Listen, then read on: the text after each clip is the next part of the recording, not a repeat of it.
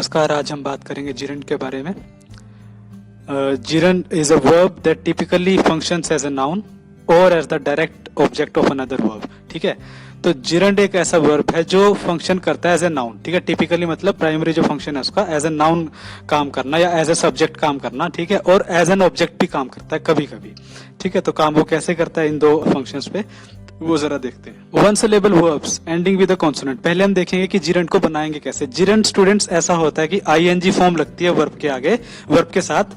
जो ING form का कहने का मतलब जो वर्ब होता है वो ही जिरंड होता है, अदरवाइज जिरंड नहीं होता वर्ब। वर्ब एक जिरंड बन जाएगा जब आईएनजी फॉर्म होगी उसके साथ और वो एज ए सब्जेक्ट या फिर एज ए नाउन या फिर एज एन ऑब्जेक्ट काम करेगा तभी, अदरवाइज नहीं। अदरवाइज वो सिंपल वर्ब रहेगा आईएनजी के बावजूद भी। तो कंडीशन क्या है जिरंड होने की? वर्ब हो, आईएनजी फॉर्म का वर्ब हो और एज ए सब्जेक्ट काम करे या एज ए नाउन काम करे या एज एन ऑब्जेक्ट काम करे। ठीक है, तो वन सिलेबल अगर वर्ब है और कॉन्सोनेंट एंड हो रहा है तो उसको हम क्या करेंगे, उसको डबल कर देंगे फाइनल कॉन्सोनेंट को, फिर आईएनजी ऐड कर देंगे।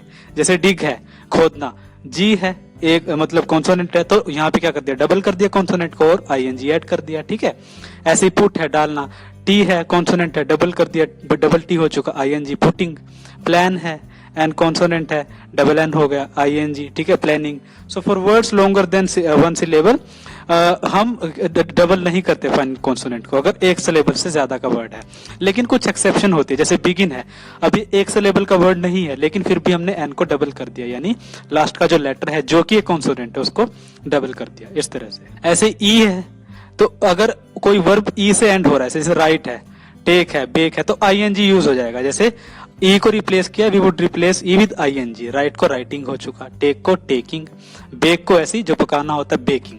तो अब ये स्टूडेंट्स ये वर्ब एज ए सब्जेक्ट काम करेंगे। जैसे writing something every day is good, हर रोज कुछ लिखना अच्छा होता है। ठीक है, तो राइटिंग समथिंग, राइटिंग से शुरुआत कर दी सेंटेंस की मैंने और वो करेक्ट है तो सब्जेक्ट के तौर पे काम कर रहा है तो वो जिरंड है। ठीक है, और आईएनजी फॉर्म है तो जिरंड है, सारी कंडीशन काम कर रही है।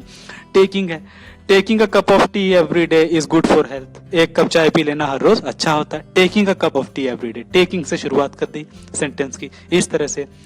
Baking a cake at home is better than purchasing it from market, घर पे केक पकाना बनाना मार्केट से खरीदने से अच्छा है। ठीक है, तो इस तरह से बेहतर है उस चीज से। तो इस तरह से हम कर सकते हैं, एज ए सब्जेक्ट काम कर रहे हैं। ठीक है, इस तरह। देन अगर आई ई कोई है वर्ब जो आई ई से खत्म हो रहा है तो वहां पे स्टूडेंट्स हम वाई को यहाँ पे पुट कर देंगे, आई ई को रिप्लेस कर देंगे, रिमूव कर देंगे और फिर आईएनजी ऐड करेंगे। ठीक है, तो वाई यूज हुआ, आई ई हटा के और आईएनजी। डाई का डाइंग हुआ, लाई का लेटना होता है जिसका मतलब लाइंग हुआ और डाई का मतलब होता है मरना। सो अब डाई, डाई यहाँ पे डाई से शुरुआत नहीं कर सकते आप सेंटेंस की, वो जिरंड नहीं होगा। आईएनजी फॉर्म है वो जिरंड है और तब जिरंड है जब हम एज ए सब्जेक्ट उसको यूज कर सकते हैं। जैसे dying for money is not a good practice, पैसों के लिए मरना अच्छी बात नहीं है।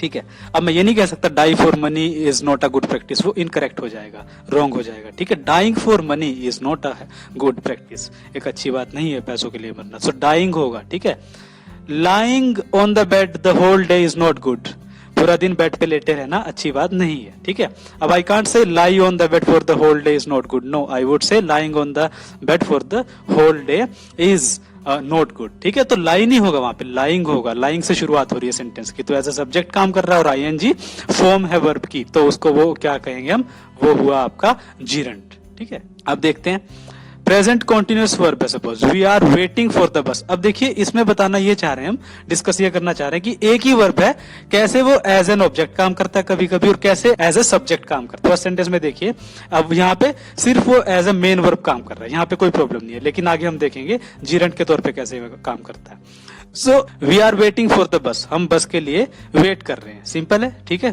प्रेजेंट कॉन्टिन्यूअस टेंस होता है। सो हेल्पिंग वर्ब आर और मेन वर्ब है, लेकिन ये मेन वर्ब यहाँ पे सब्जेक्ट बन जाता है।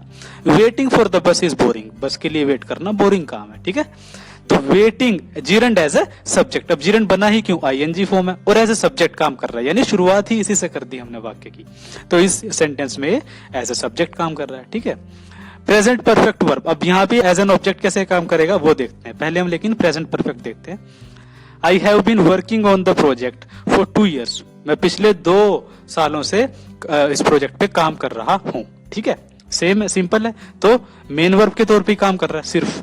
ठीक है, लेकिन यहाँ पे ऑब्जेक्ट ऑफ प्रीपोजिशन, एक प्रीपोजिशन का ऑब्जेक्ट के तौर पे काम कैसे करेगा? I look forward to working on the subject, मुझे इस प्रोजेक्ट पे काम करने की इंतजार है, काम करने का इंतजार है। लुक फॉरवर्ड बेसिकली इंतजार करना होता है, ठीक है, या एक विश करना, इच्छा, थोड़ा सा वो भी ऐड हो जाता है, वो कंटेंट एलिमेंट डिजायर का, ठीक है। तो इंतजार करना, I look forward to working on the project, यानी मुझे इस प्रोजेक्ट पे काम करने का इंतजार है। तो वर्किंग ऑन द प्रोजेक्ट इसका मतलब ये नहीं कि मैं प्रोजेक्ट पे काम कर रहा हूं, नो। टू एक प्रीपोजिशन है, फ्रॉम और टू प्रीपोजिशंस होती हैं। सो टू का ये ऑब्जेक्ट है, ऑब्जेक्ट ऑफ प्रीपोजिशन, यानी टू का ऑब्जेक्ट है, प्रीपोजिशन का ऑब्जेक्ट काम कर रहा है, ठीक है। और जिरेंड है क्योंकि आईएनजी फॉर्म भी है, ठीक है, और एज एन ऑब्जेक्ट काम कर रहा है, तो हमने डेफिनेशन में देख भी लिया, इधर एज अ सब्जेक्ट और एज अ नाउन और एज एन ऑब्जेक्ट काम करता है जिरेंड। तो इस तरह से यहाँ पे ऑब्जेक्ट के तौर पे काम कर रहा है जिरेंड। So I hope you are clear with what gerund is and how we form gerund. Okay, so gerund is a verb which is the ing form of the verb, ठीक है।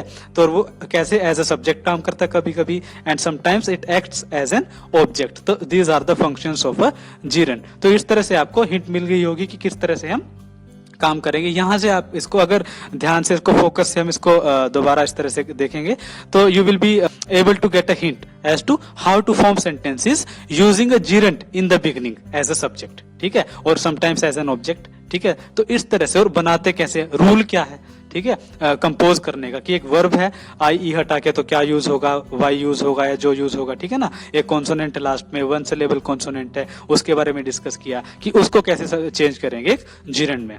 सो I hope you are clear with it now. So thank you very much.